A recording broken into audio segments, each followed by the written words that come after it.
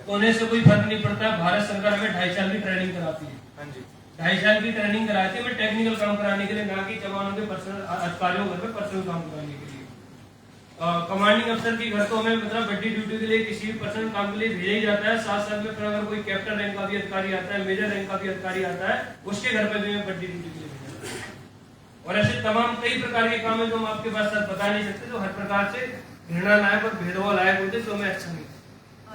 चंदू जी, बस क्या आपको लगता है कि रक्षा मंत्री या पॉलिटिकल इंटरवेंशन इस मामले में एक्चुअली हो सकता है, क्योंकि हम आर्म फोर्सेस को नहीं, ये मैं संजय जी या मनोज जी आपसे पूछ रही हूँ, क्या पॉलिटिकल इंटरवेंशन एक्चुअली इस मामले में हो सकता है या आर्म फोर्सेस का, क्योंकि इतना अलग सिस्टम है, सैक्रोसैंक्ट माना जाता है? देखिए, ये आर्म फोर्सेस का स्ट्रक्चरल प्रॉब्लम नहीं है, ये हमारे समाज में जो फ्यूडलिज्म है उसका रिफ्लेक्शन है।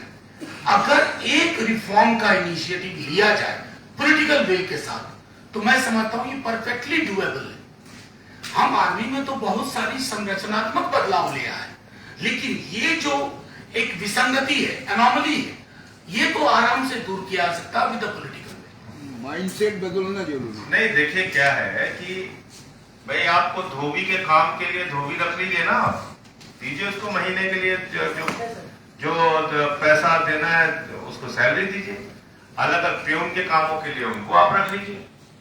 तो आप जवान जो सीमा की रक्षा करने के लिए जाता है, जिसका काम बंदूक उठाना है, दुश्मन को जवाब देना है, उससे आप ट्रे उठवा रहे हैं, जूता पॉलिश करवा रहे हैं, ये तो ठीक नहीं है कतई।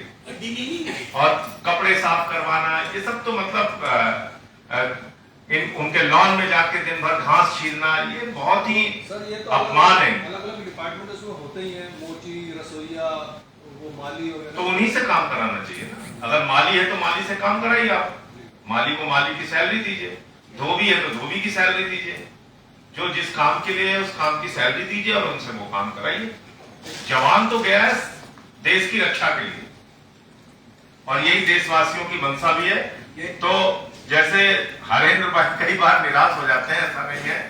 मनोज झा जी जैसे लोग और बहुत सारे में हमारे साथी सांसद ऐसे हैं राज्यसभा लोकसभा में, जो आपकी पीड़ा को समझते भी हैं और वो आपकी पीड़ा के साथ हैं।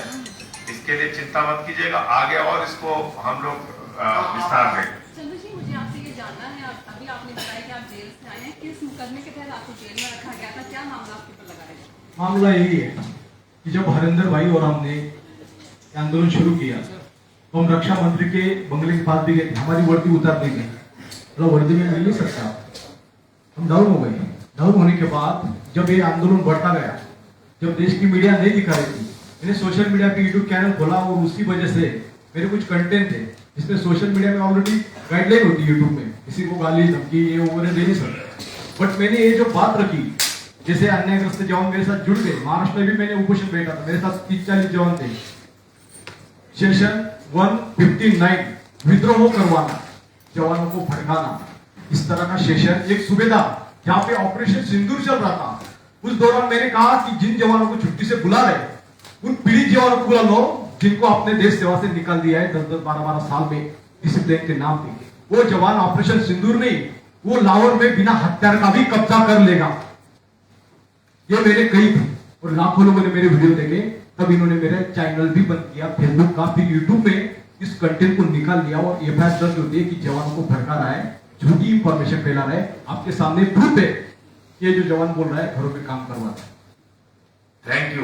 एक चीज संजय, एक चीज बस ये क्लैरिफाई कर रहे हैं कि किन्होंने छोड़ा और किन्होंने रिजाइन किया और किनको निकाला गया, दो को निष्कासित किया।